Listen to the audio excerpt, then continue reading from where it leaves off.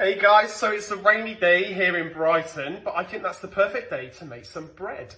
So yeah, making bread is one of the habits I said I would get into when I was trying to live an unprocessed life and write the cookbook. I did try and make sourdough, but it was a complete disaster and I just have not got the patience. So I created a wholemeal bread recipe.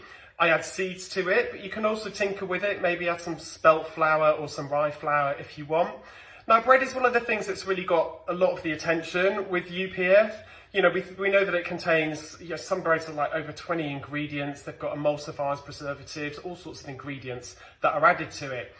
I guess the flip side is bread is also really important in many people's diets, and it does provide some very key nutrients.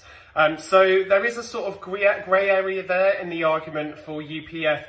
But either way, I really would encourage you to make your own. It's really easy when you get the hang of it and you get into the swing of it. You know, I live on my own, so I make a couple of loaves a week. I cut it all up and freeze it, so it's really convenient for the week ahead. So yeah, give it a go. Let me know how you get on.